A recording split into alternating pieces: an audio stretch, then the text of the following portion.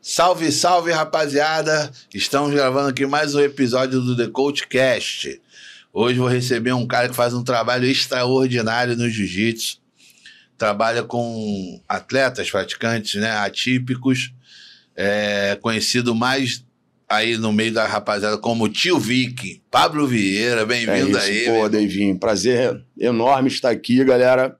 E a gente já tinha combinado há muito tempo, né, Davinho? Pô, agora graças tá a tudo Deus, certo, né, irmão? ficou tranquilo pra nós dois. Muito feliz em estar do teu lado, tá, irmão? Não, satisfação é toda minha, irmão, ter essa oportunidade de trocar essa ideia. Te conheci lá naquela conferência lá da Nova União, pude ver o teu trabalho ali, teu testemunho ali, como é que foi. E, meu irmão, acho que todo mundo tem que ter acesso à tua história, entendeu? Obrigado por... Eu sei da minha visibilidade dentro do nosso nicho e eu acho que eu tô prestando um serviço aqui pro jiu-jitsu, entendeu, irmão?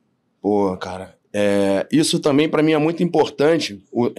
Desculpa até falar, usar a tua imagem, porque eu sei que vai chegar em muita gente, né, cara, que às vezes não leva a sério, acha que colocar uma faixa preta na cintura e colocar a criança típica lá dentro é dar suporte, e não é. Tem que saber trabalhar, tem que saber cuidar daquela criança de forma diferente. E eu tenho certeza que a galera vai te ver, vai ver o que eu tô falando aqui e vai procurar estudar um pouquinho dessa situação, né, cara? Não, cara, eu te agradeço o teu tempo, né, cara, a tua disponibilidade. E, cara, você tava me falando, né, cara, que o jiu-jitsu nem sempre foi prioridade ali no teu planejamento de vida ali. Me conta um pouquinho aí como é que foi essa tua transição, o que te levou a encarar o jiu-jitsu como trabalho, né, cara? Assim, eu tenho histórias sérias e engraçadas com relação a isso, né, cara? Assim, a parte séria é que há muito tempo atrás eu só treinava, né? Treinava luta livre e jiu-jitsu. Só que eu tinha parado mesmo do jiu-jitsu e num dia dos pais eu fui visitar meu filho, que é atípico, na escola, e ele estava muito feliz, cara, dando rolamento com a bola de pilates, segurando no kimono do professor. E, pô, isso aí mexeu comigo, né, cara? Já saí de lá chorando, emocionado pra caramba e falei, pô, preciso mudar minha vida. Eu preciso um dia, antes de eu ir, ter um dia com meu filho num tatame, ver ele vestido, né, colocar um kimono e evoluir. E, cara, foi rolando, eu comecei a treinar de novo, né, e dentro disso, vai entrar a parte engraçada agora. Eu tava só na luta livre e eu tava treinando em Bangu, com outro mestre, né, na época era o Mangueira, tava treinando com o Mangueira lá em Bangu e numa dessas idas pra lá, um cara tentou roubar minha moto na Avenida Brasil, cara. Ih, cara. Eles já estavam me marcando e tentaram roubar minha moto. Aí o que eu fiz? Eu enganei, em vez de eu ir em direção a Bangu, eu peguei a Brasil de novo, entrei na Transolímpica para voltar para casa, que agora eu moro em Jacarepaguá. Quando chegou em Jacarepaguá, eu já tinha desencontrado o André há anos, né, cara? Quando eu fui fazer o retorno para ir para minha casa, eu vi um letreiro lá, Bastos Move. Eu falei, Bastos, velho. Eu já fui aluno do Bruno Bastos, né, que hoje está no Texas. E depois eu conheci o André da academia que eu malhava, lá no Valqueire. O André sempre foi de lá, né? Olhei Bastos Move. Falei, pô, eu nervoso, coração batendo na orelha. Falei, vou invadir aqui. Peguei a moto, entrei, como se fosse ver, né, quem tava lá, o tatame. Quando eu cheguei lá, era o André. Pô, ele já chegou, me olhou assim, o que tá fazendo aqui, cara? Aí eu falei, pô, cara, vou sentar aqui um pouquinho, tô nervoso. Ele, pô, tu tá pálido, cara, o que aconteceu? Aí eu falei, pô, tentaram roubar minha moto, cara, tentaram roubar minha moto. Pô, quando eu vi Baixos aqui, eu associei alguém da tua família, entrei aqui. Aí ele, não, senta aí, quando acabar o treino a gente vai bater um papo. E foi, cara, ele foi, sentei com ele, a gente começou a bater um papo. Aí ele falou, pô, cara, tu tá morando aonde? Eu falei, pô, moro aqui atrás, cara, moro aqui no condomínio aqui atrás, na Cidade Jardim. Ele, pô, cara, vem treinar comigo, vem treinar comigo. E eu tinha parado de jiu-jitsu, né? Na mesma hora, eu senti no meu coração, pô, não era atleta, não tinha compromisso com nada, né? Liguei pro outro mestre e falei assim, pô, campeão, tu vai ficar chateado comigo? Pô, não sou teu atleta, não sou nada, sou teu aluno, só que, pô, tá distante e tentaram roubar minha moto. vou treinar com fulano aqui, com o André Bastos. Ele, não, irmão, você é com o André, tá liberado, o André é parceiro demais. Inclusive, não tem uma pessoa que fale mal do André, né? E na mesma semana eu comecei a treinar com ele. Quando foi 10 dias depois, o André tinha um sócio. O sócio se separou da mulher e o André começou a ficar desesperado. Eu conversei com a minha atual esposa. Falei assim, pô, cara, lembra que eu te falei que quero ter um projeto, quero trabalhar com crianças atípicas, que eu vi o Gabriela tem? Eu falei assim, então, pô, vou tentar ser sócio do André. Aí ela, pô, mas a gente não tem dinheiro. Eu falei assim, vou dar meu jeito, eu vou realizar meu sonho. Aí ele, não, beleza, fui lá e falei com o André. Cheguei pro André, falei, André, pô, quanto que o cara quer? Ele, pô, quer tanto. Eu falei assim, pô, não tem esse dinheiro não, mas eu vou ser teu sócio, irmão. Aí o André apertou minha mão e falou assim, não, você já é o meu sócio. Aí eu falei, pô, mas deixa eu resolver. Ele, não, meu irmão, você já é meu sócio. Pode ter certeza que vai dar certo. Eu não abriria isso com outra pessoa, é eu e minha irmã, eu não colocaria outra pessoa. Aí eu falei, beleza. Meu irmão, eu fui para casa acreditando naquilo ali. E minha vida sempre foi disso, né, irmão? De fé, a mistura de fé, desespero e sorte, né? E nessa época tu trabalhava com o quê? Nessa época eu tava com um restaurante, cara. Tinha caído, sabe, acabado de sair do banco, né? E eu tinha um restaurante de comida havaiana, nada a ver. Caraca! Tinha um restaurante de comida havaiana, menu poke, que a gente tinha em Copacabana, perto do Forte, e a gente tinha acabado de abrir um no Metropolitano. Dentro disso, eu estava vendendo de Copacabana, e porque não tinha mais como, a gente não ficava mais viável. Minha esposa era da Zona Sul, veio morar comigo em Jacarepaguá. Então, extremamente cansativo e não estava sendo viável. Uma pessoa quis comprar, a gente vendeu, investiu no do Metropolitano. E, pô, fiquei naquela, treina. Só que... Mas teve um motivo nisso aí que te fez parar de trabalhar com isso. Conta pra gente aí, irmão. Foi, pô, quando eu montei esse restaurante, bem dizer, eu morri, né, cara? Quando eu montei esse restaurante, eu morri. Fui com a minha mulher, falei pra ela, ó, a gente vai dar um tempo, porque comércio é brabo, e vamos alugar uma casinha, vamos levar as crianças, porque depois a gente vai ter que focar no restaurante. Cheguei no meu primeiro mergulho, cara, quando parou a lancha assim, no meu primeiro mergulho, eu senti uma cãibra, subi rápido, aí tive uma descompensação de oxigênio do pulmão pro cérebro. Quando eu cheguei na superfície, assim, que eu olhei pra lancha, minha mulher me chamando, eu não conseguia falar, aí dei aquelas 4 braçadas assim, cheguei na lancha e morri, irmão. Caraca! Morria, parada cardíaca, aí a mulher que tava no outro barco lá, que tava em lua de mel, quase que eu acabo com a lua de mel da mulher, a mulher pulou no barco, fez massagem cardíaca em mim, dentro de 12 minutos eu voltei. 12 minutos, 12 minutos, irmão. Por pouquinho eu já não tava meio empenado aqui. Foi lá do outro lado e voltou. Fui lá, vi Jesus e voltei, né? Caraca! E isso começou a me marcar, né? Eu deixei minha mulher muito com restaurante e fiquei me dedicando só ao treino com essa minha visão de querer atuar com jiu-jitsu atípico, né, cara? E minha mulher, cara, minha mulher é uma pessoa extremamente... Pô, minha mulher é hiperativa, minha mulher... Pô, e ela pegou esse lado mesmo, pô. Imagina, minha mulher é muito bonita, a gente trocou de carro, pegou uma picape, ela ia no Ceasa às 4 horas da manhã, botava lá, já tinha pessoa lá botando caixa, botando tudo. Ela começou a levar adiante, só que ela também é nutricionista. Então, a gente começou E trabalhar com o público é difícil, né, cara? Eu fiquei meio distante por causa do estresse com relação a funcionário e shopping, comércio, e ela ficou dividida nisso. Só que o lance dela com a questão da nutrição foi crescendo e eu dei uma sorte aí na vida, né, irmão? Quando eu entrei com o André, eu comecei a fazer meu planejamento com o meu enteado, que também é autista. Eu tenho um filho autista e meu enteado é autista, o Bernardo. Comecei a treinar com o meu enteado, cara. Fiz um curso com um cara da La Barra e depois com um cara que hoje é muito meu amigo, que é o Felipe Nilo. Acho que todo mundo conhece o cara, né? Eu fiz um curso de psicomotricidade E depois eu falei, pô, preciso saber agora implantar isso no tatame, né? Aí foi onde eu comecei a pesquisar e o melhor disso é o Felipe Nilo. Aí eu falei, pô, vou fazer o curso com esse cara. Fiz o curso com ele, online, depois eu fiz um presencial. E depois do presencial, eu comecei a ser chato. Comecei a mandar mensagem para ele, e ele foi muito maneiro comigo. Ele me levou dentro da clínica dele, ele me deu liberdade para ficar lá com ele e fui trazendo isso pro nosso tatame, botando o meu jeitinho. Por quê? Ele tem todo o lado técnico, né? E eu tenho o lado de viver o autismo 24 horas, né? Com meus filhos, meu filho e meu enteado.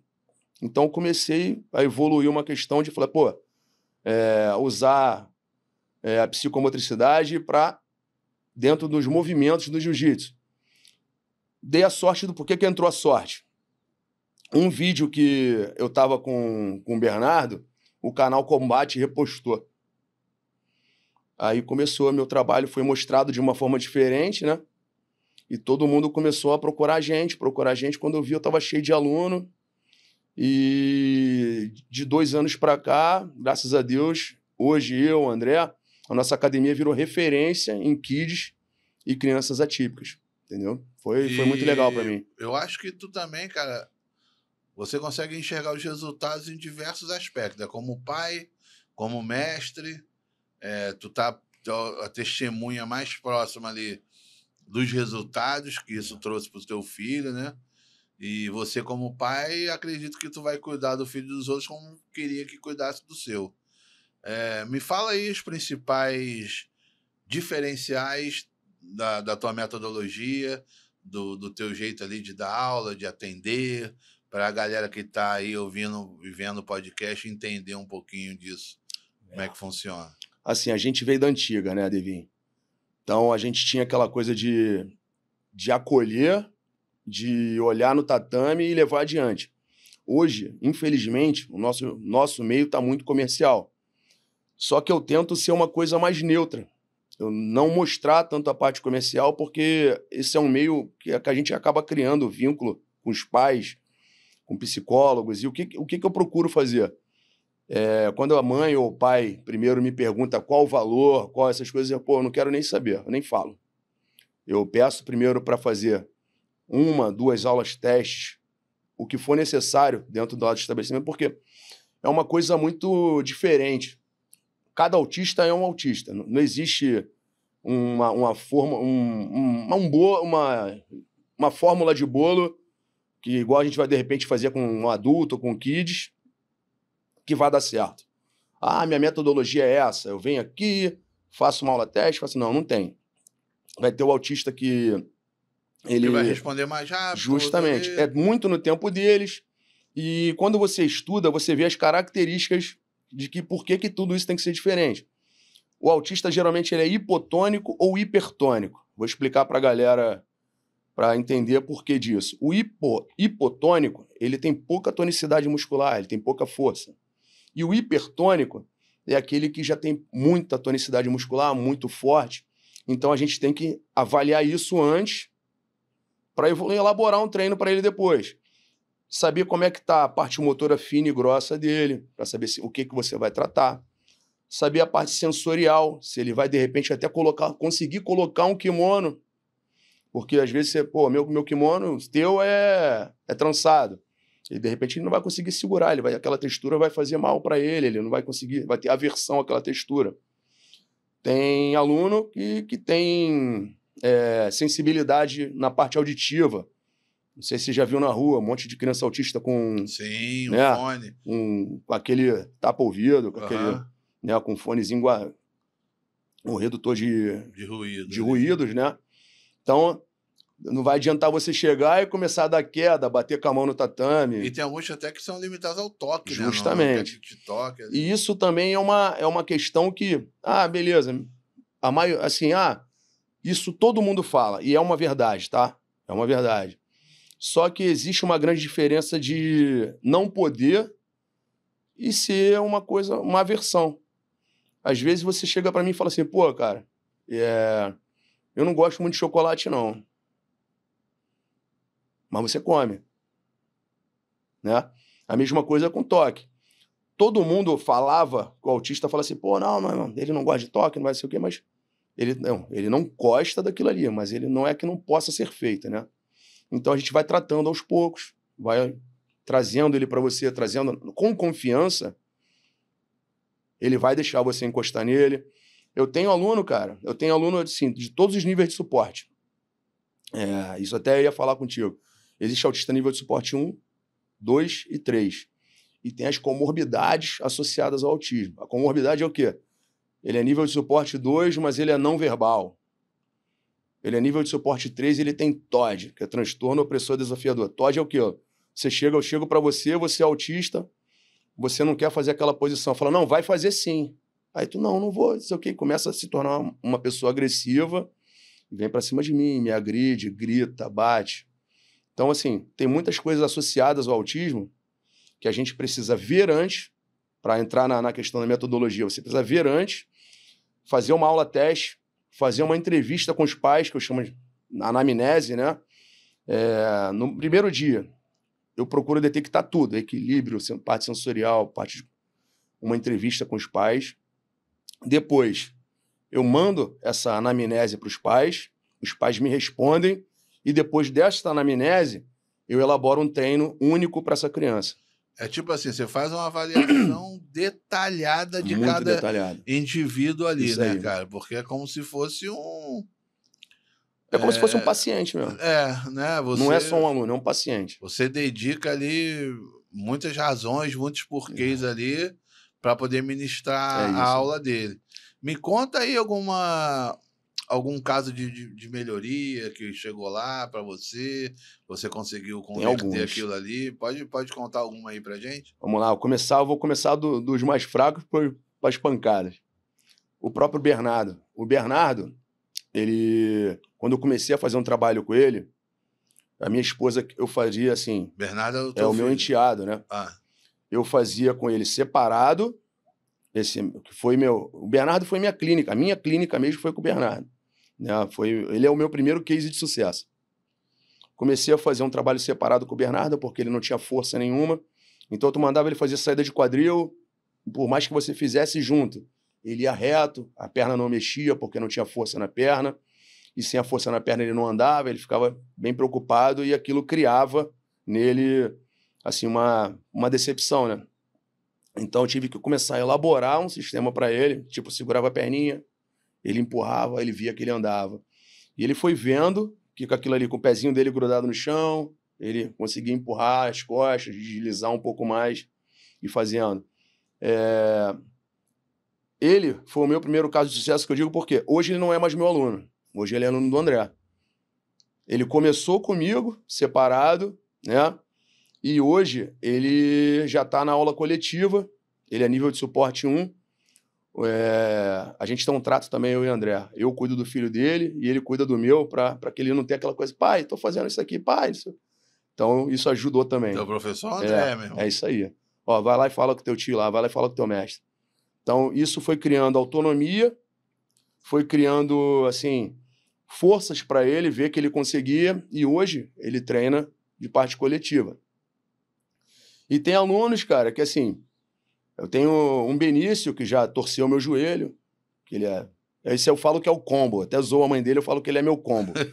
Porque ele é grande, ele pesa muito, ele é autista nível de suporte 3, ele tem TOD, ele tem lábio liporino e é não verbal.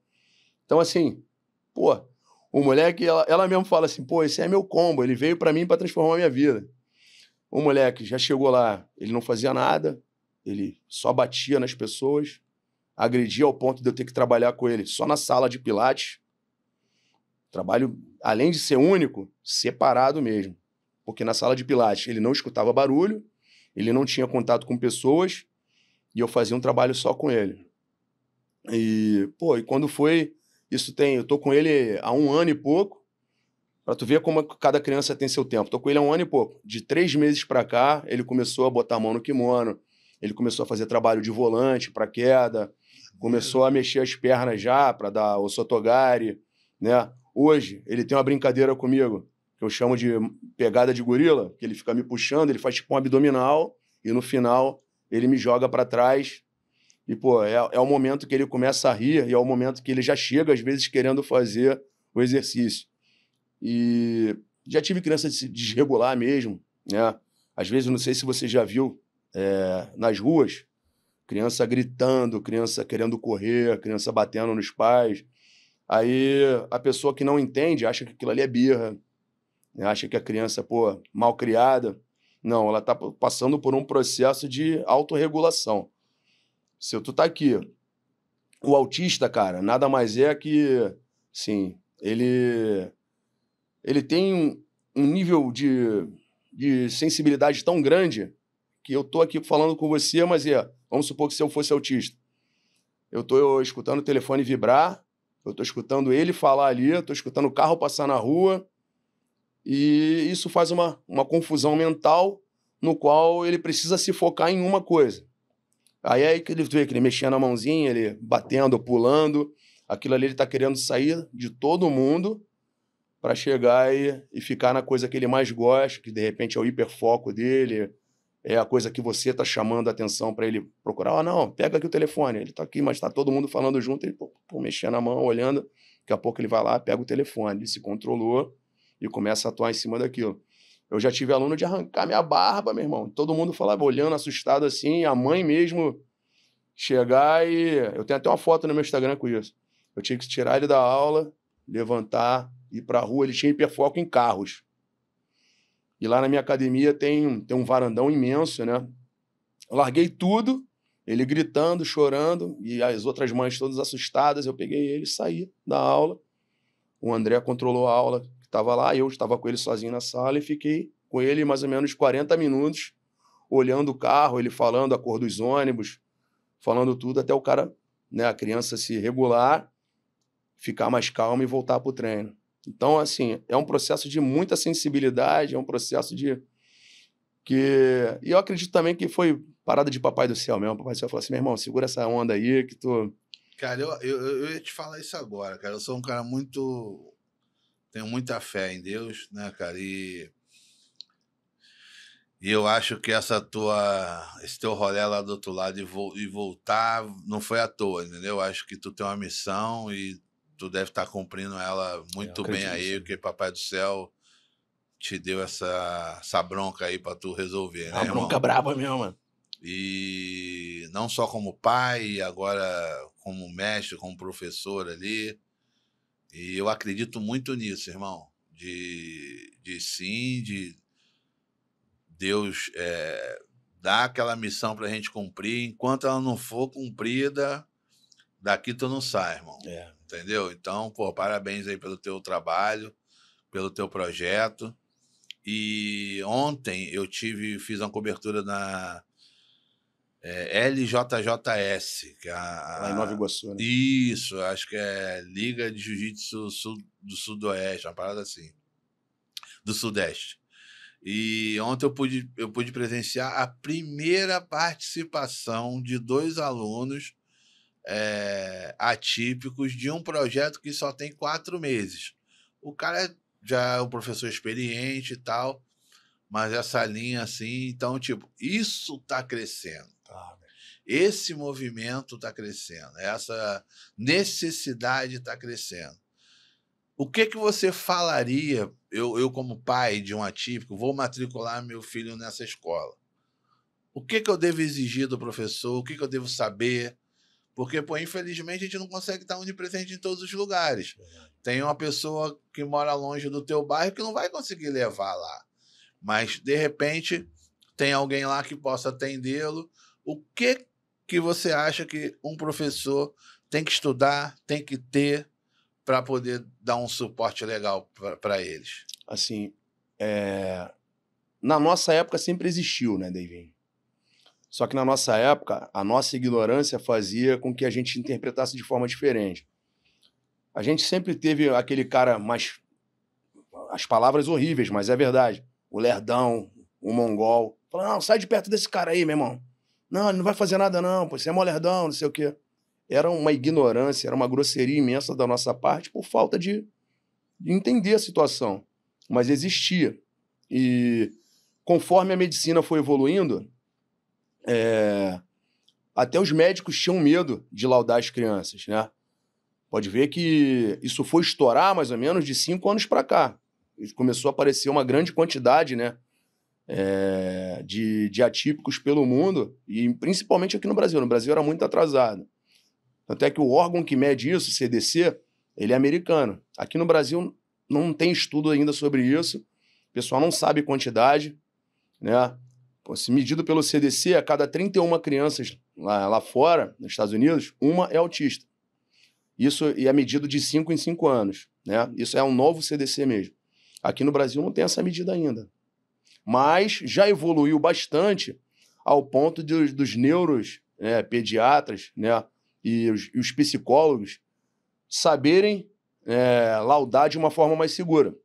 Aí tu imagina a gente, no nosso meio, né, às vezes tem o lado de que o professor, por exemplo, assim, tu pega o André, pega de repente você mesmo, pega a galera da antiga, de repente já tiveram alunos atípicos e não sabem. Porém, hoje, né, muitas das pessoas que eu conheço continuam com uma mentalidade de, pô, eu vou abraçar, eu vou trazer para dentro do tatame achando que inclusão é colocar dentro e às vezes pode estar prejudicando, né? Você tem que saber fazer o trabalho. Não adianta você colocar uma criança nível de suporte 2, nível de suporte 3 treinando de forma coletiva. Além das outras crianças não evoluírem, essa criança também não vai evoluir. Então, hoje, o que eu indico para esses mestres, para esses professores? Procurar pessoas especializadas no assunto, né? Como eu procurei na época, tem o próprio Felipe Nilo, né? Pô, tem o André Seabra, que tem um trabalho espetacular, né? Ali em Sulacap, que já faz um trabalho muito antigo mesmo, com atípicos, principal com as crianças de Down. Você vê que tem os moleques aí dele que são espetaculares. Né? Esse final dia 21 agora, se eu não me engano, vai ter o primeiro campeonato de jiu-jitsu só para atípicos. Lá no Cefam. No Cefam, né, da Marinha. Ele que tá fazendo. Ele falou, cara. Muito maneiro. Então, assim, procurar conversar com essas pessoas, procurar... Pô, hoje mesmo, cara, hoje, assim, até depois que eu aprendi, depois que eu virei referência, eu tô pra lançar um e-book agora, né? Ó, isso aí é importante. Tô pra lançar um e-book agora, depois eu já vou colocar no Instagram. E tem os seminários, tem os cursos, então, né, em si. Isso que eu ia te falar, mas você não ministra nada presencial, assim, pra galera então, lá aprender? eu tenho seminários, eu, geralmente já fiz 2, né? Uhum. Porque... Direto pros professores? Direto pros professores, né? Já fiz 2 seminários. E agora, também em novembro, eu vou fazer outro. Boa. Vou fazer outro agora em novembro, lá na academia. O último que eu fiz, a gente teve muita gente, teve gente, pô, até de fora, depois que eu comecei a pegar o modelo que o André faz, online e presencial, né? A gente pegou uma plataforma muito legal, aí começamos a fazer online e presencial e teve sucesso.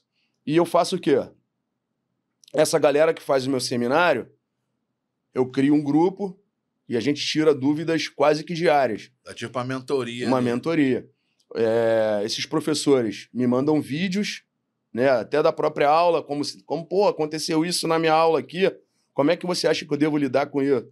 Eu vou lá e falo, olha, se você reparar, foi isso, e vou falando as situações, e o cara vai fazendo, e depois ele fala, pô, realmente deu certo, pô, foi bem melhor da forma que o senhor falou, e a gente vai fazendo com que as pessoas vão tomando consciência e procurando melhorar. Não, eu acho que hoje em dia a gente tem muita informação, né? E como a gente estava comparando o tempo de antigamente com o de hoje, antigamente, cara, as pessoas, quando tinham algum filho atípico na família, escondiam. Verdade. Antigamente, e quando eu falo antigamente, há poucos anos. Até pouco tempo, se você tivesse saúde mental, então, nem se fala. Quantas pessoas se suicidaram, viveram reclusas do mundo com síndrome do pânico, com coisas que eram... As pessoas nem sabiam o que era. Jogavam a culpa na religião, tá endemoniada, muita gente. Tá não sei o quê, enfim, graças a Deus hoje em dia está sendo discutido o assunto, está sendo externado, está sendo tratado, tem diversas formas da gente buscar esse tipo de ajuda dentro desse meio, né, que tudo era muito obscuro, tudo era muito escondido, não podia se falar. Enfim, eu acho que isso... E graças a Deus também veio a internet, né, cara? A internet, tipo assim, eu como profissional de internet, eu sou meio suspeito de falar da internet. Eu acho super necessário, estreita muito relacionamento, muito conhecimento e tem que ser usado com uma autoridade real. Concordo contigo. Eu acho que hoje em dia tem muito fanfarrão. E saber com... É isso aí, saber com quem você tá vendo, né? Em todos os setores. Todos os setores, irmão. Cheio de 7-1, que mais tem aí e no autismo tá assim, né, cara? Acredito. Foi o quê? Mês passado, eu tava falando com o Felipe, e na própria palestra dele, ele fala que um pai gastou muito dinheiro, chegou a vender carro, porque uma pessoa prometeu para ele remédio contra autismo. Caralho. Um cara de interior e aquilo. É o que você tá falando, é usar a fragilidade da pessoa para chegar e embarcar numa situação de, pô, meu irmão, vou usar o desespero dele para eu enriquecer ilicitamente. É o cuidado que a gente tem que ter com a internet, né? Então, assim, hoje, buscar informação, mas sondar mesmo, pô, quem é esse cara? Até porque ele tem base no que tá falando. No jiu-jitsu é fácil, né, irmão? Entendeu? Ele tem base no que tá falando, de onde que esse cara surgiu, entendeu? Porque senão, irmão, vai ficar, em vez de contador de história, vai virar um outro contador de história, ao invés de chegar e disseminar a informação correta, né, cara? E, cara, você como ex-empresário ali, né? Você é empresário, empreendedor e tal. Aonde você pensa em chegar? Você tem um objetivo de criar uma escola grande? Você tem um objetivo de ensinar em grande escala? Qual o teu maior objetivo assim, dentro desse nicho teu de trabalho? Pô, você tocou na base que eu mais tenho pensado, e hoje de manhã eu e André conversamos sobre isso. Cara, eu tô com 45 anos, mas porém eu falo que minha vida profissional se resume aos meus 5 últimos anos de vida. Eu trabalho desde os 16, porém parece que eu esqueci tudo que eu já passei na minha vida, porque eu tô vivendo hoje de corpo e alma o jiu-jitsu atípico. Eu tive muita sorte, assim, eu associo sorte, mas vem de Deus, né, cara? Eu comecei, as coisas vão acontecendo, aquela coisa que fala assim, pô, você plantou o bem, você vai colher o bem?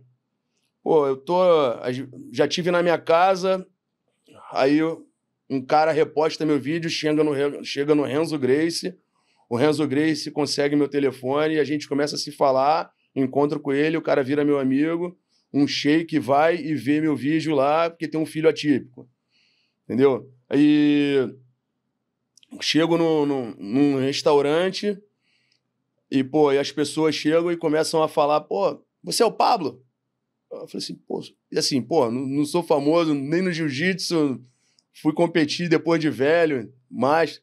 E as pessoas falam, você que é o Pablo? Eu falei, pô, cara, eu vejo teus vídeos, não sei o que. Isso foi me alimentando para onde eu quero chegar e te responder.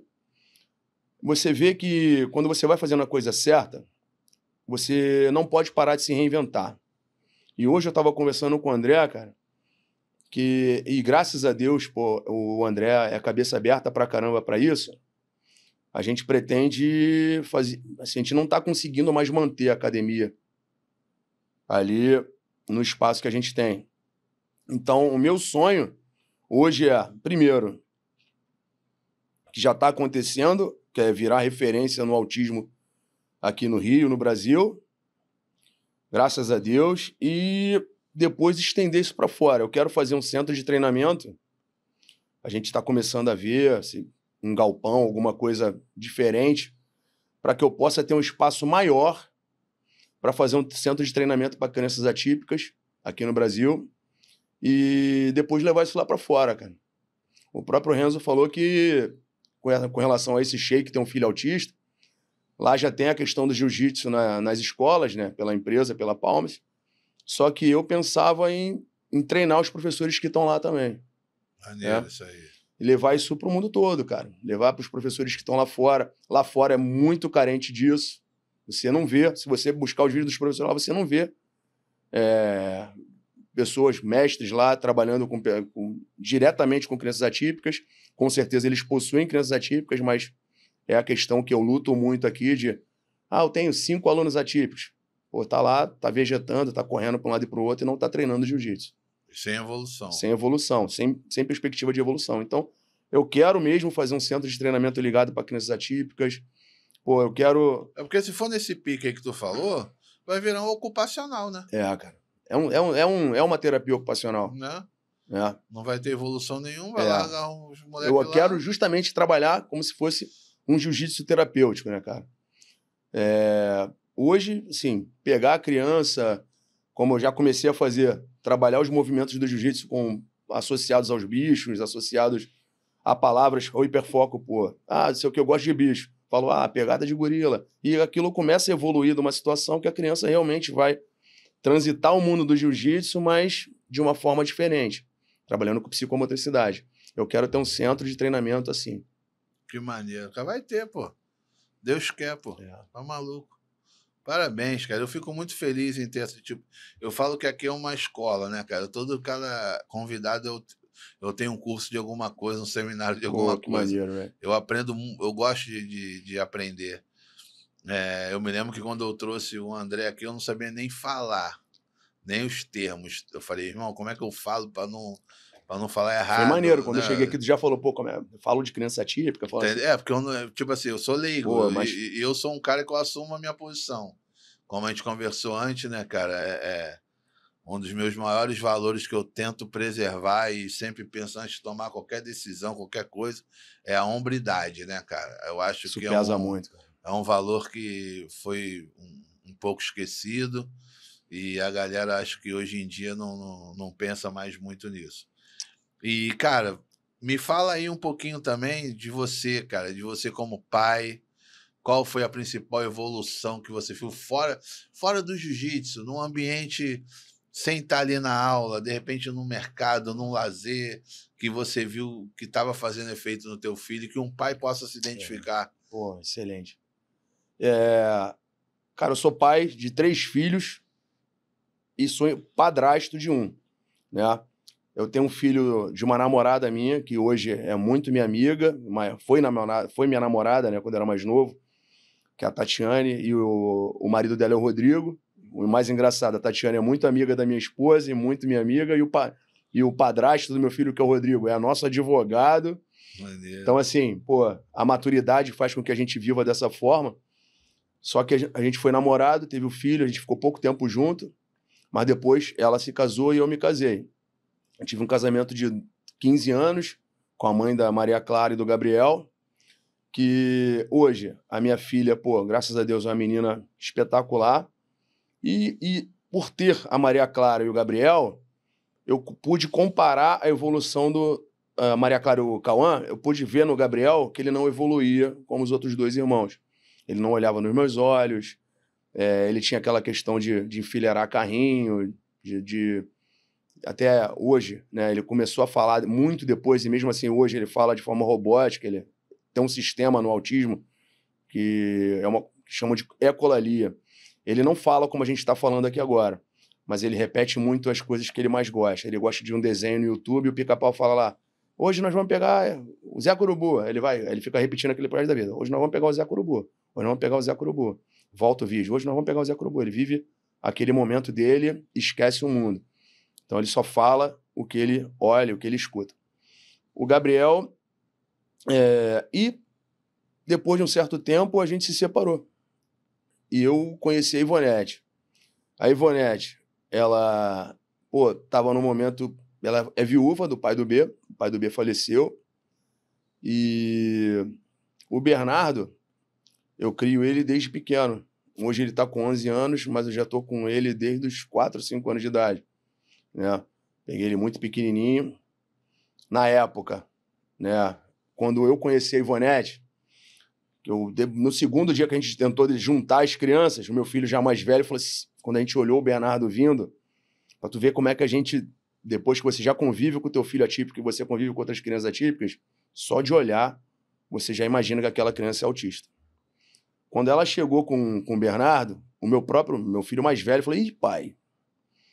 Eu falei assim, mas não fala nada, o pai tá conhecendo agora, deixa chegar, depois o pai não tem intimidade e a gente não sabe se a mãe dele sabe que ele é autista, né, filho? E foi o que aconteceu. A gente começou a namorar, ela não sabia que o Bernardo era autista e por conviver com meu filho, com o Gabriel, ela via certas situações, por exemplo, assim, o Bernardo hoje tem flerte, que é balançando de mãozinha, ele também tem ecolalia, ele repete muitas coisas que ele vê, que ele gosta, e ela foi vendo e comparando, até chegar um dia que eu tomei um esporro, né, cara? Dia 2 de abril, eu postei a foto do Gabriel numa mão e do Bernardo na outra mão, e falei, meus 2 anjos azuis, não sei o quê. Ela, não, meu filho não é autista não sei o quê. Tu vê que... Mas é o senso de leoa, né, cara? A mãe tem senso de leoa. E eu fiquei na minha e tal, fiquei na minha. A partir desse momento eu não falava mais. Mas chegou ao ponto dela ver mesmo, reparar e pedir ajuda.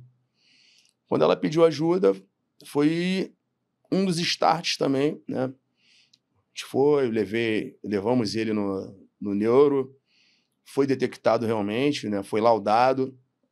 E depois de laudado, esse convívio que a gente começou a ter, que abre, tá? Depois que você tem um laudo, eu falo que depois que você tem um laudo, cria uma segurança e cria uma força nova dentro de você, que você não tem noção do quanto você é forte, do quanto você vai buscar as situações para que teu filho possa viver na sociedade de forma melhor.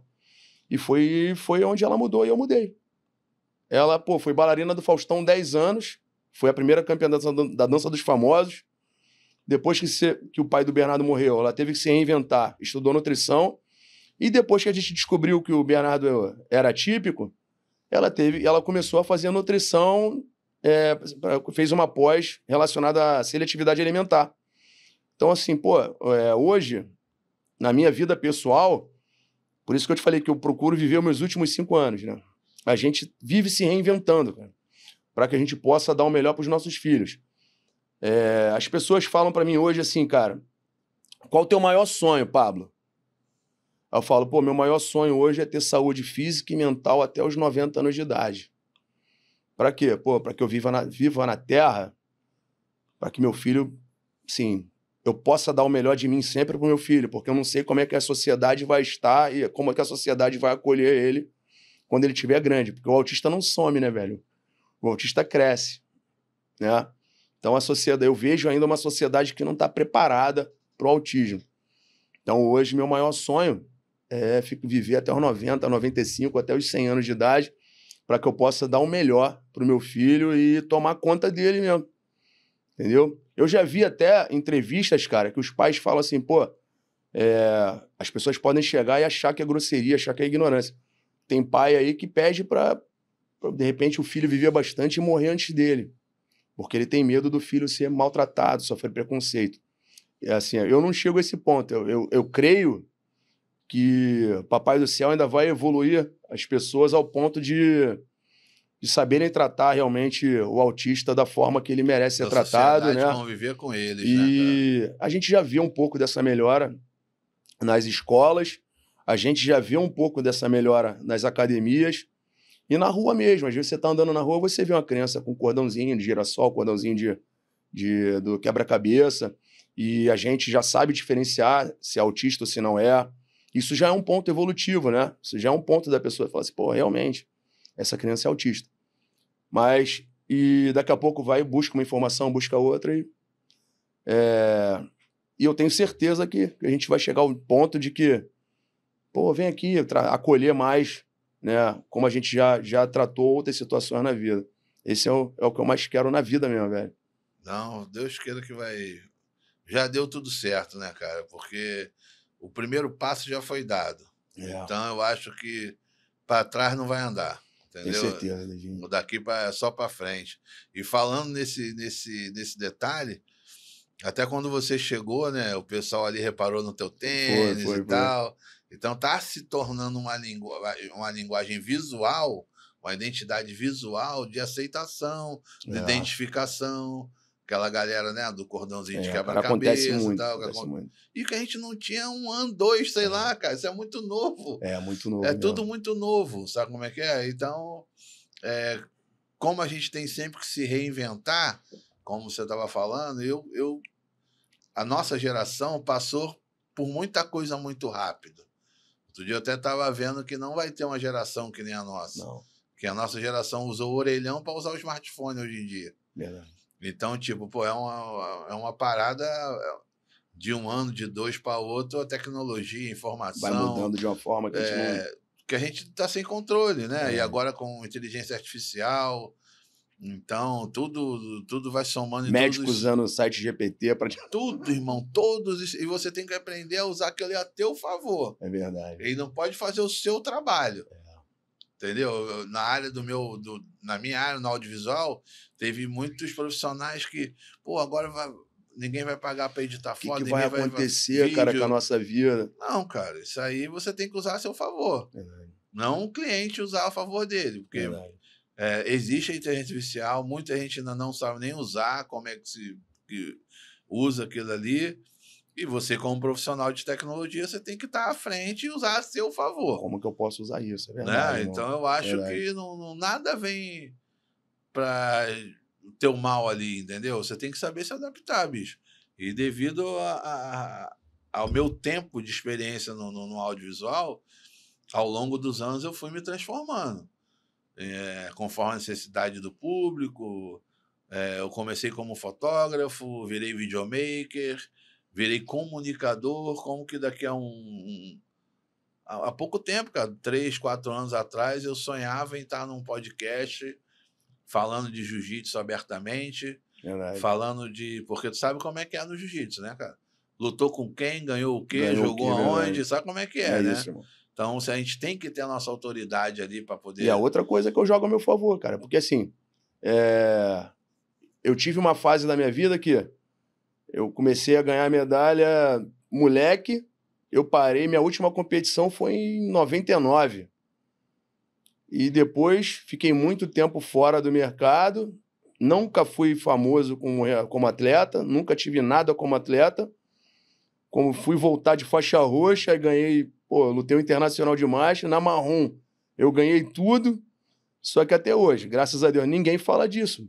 Graças a Deus. Por quê? Meu nicho foi o quê? Focar no autismo.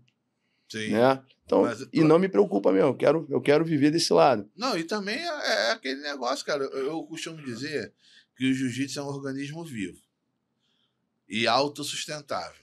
Existe a galera que trabalha com a mídia de jiu-jitsu, existe a galera que fabrica roupa de jiu-jitsu, como a Tauron e a Brasil Combat.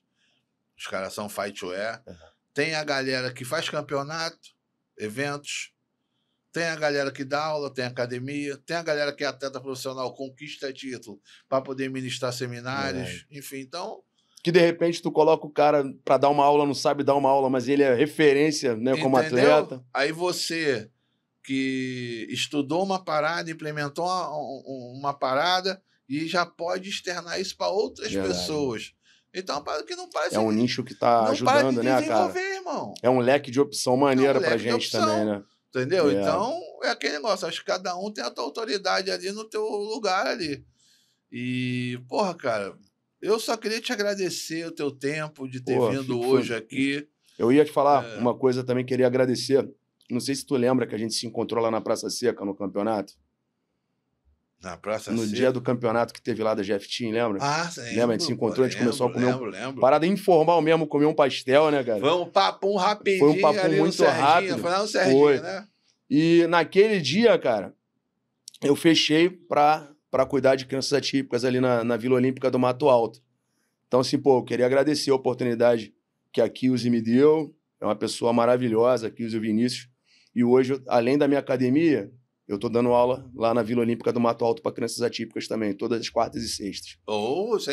Lá é gratuito, então a galera ali das redondezas ali da Praça Seca, Valqueire, Jacarepaguá, né, a Cidade de Deus ali, pode procurar lá a Vila Olímpica do Mato Alto, que a gente, de uma certa forma, a gente vai tentar cuidar do filho atípico de vocês. Olha só, galera, o que tá rolando aqui agora nesse momento é para vocês entenderem que já não é mais dinheiro. não é dinheiro, é isso aí.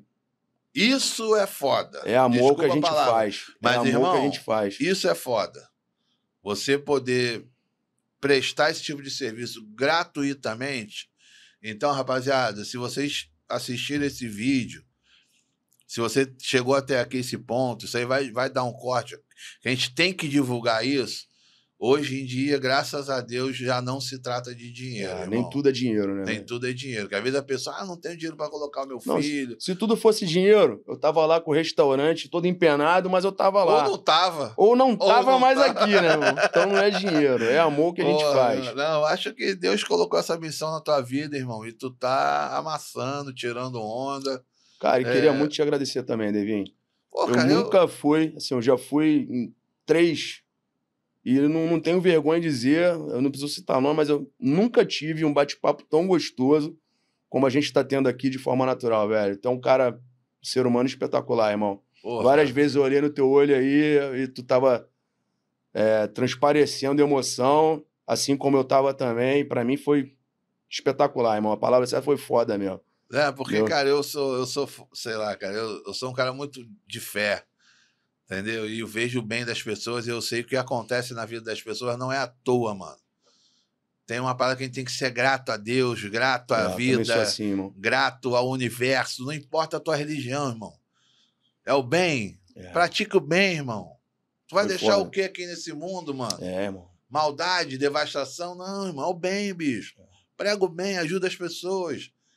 Eu, no que eu posso, eu ajudo, eu divulgo, eu filmo... porra, mano, então faz o bem, irmão, que vai retornar. Verdade, irmão. Vai girar e vai retornar, irmão. E o que você acabou de me falar agora, nesse espaço gratuito, isso é do caralho, irmão. Isso aí... Isso, assim, é gratuito, mas Deus vai abençoando, né, cara? Deus vai abençoando a gente. Eu não sei nem se a gente pode agradecer as pessoas que a gente pode agradecer. Deve. Eu tenho, como eu falei, eu nunca fui atleta, mas eu já conhecia o Fabrício da Brasil Combat há muito tempo, porque eu comprava as roupas, né? E pelo restaurante, ele vende vinho, né, cara? Ele já me deu vinho, né? De presente. Então, acabava que a gente sempre tentava negociar, tentar fazer as coisas e não rolava.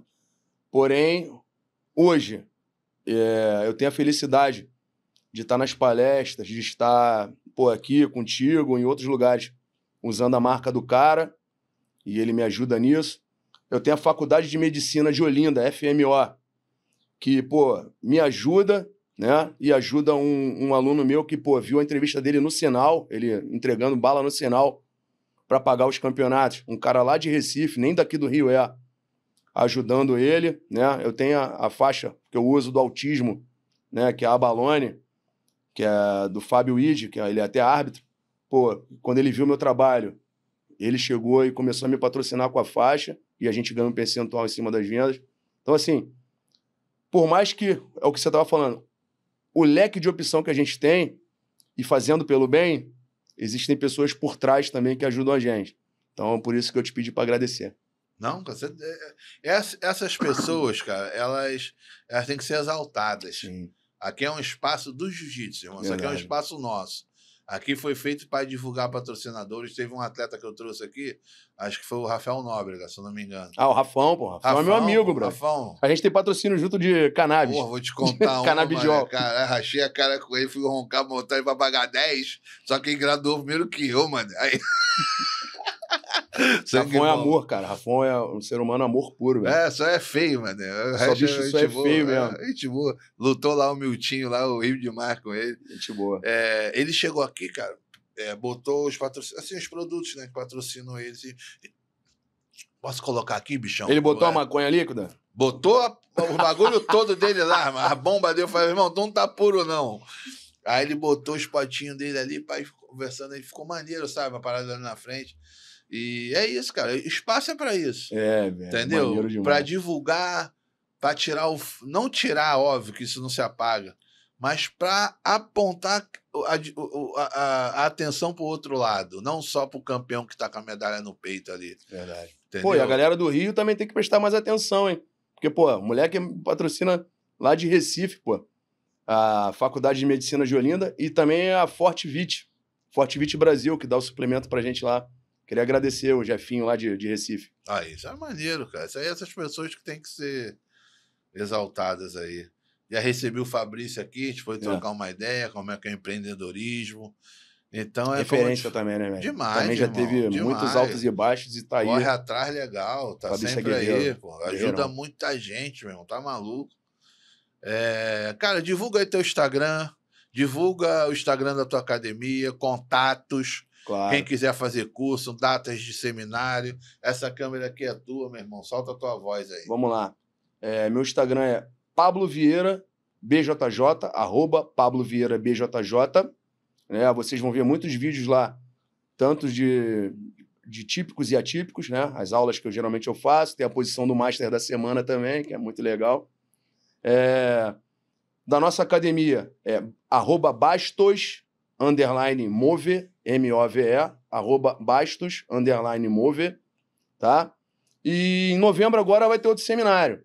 Então quem vai começar a me acompanhar, ou quem já me acompanha, daqui a pouco tá lançando outro aí. E é situada onde a academia? A gente fica na rua Avenida Salvador Allende, 881.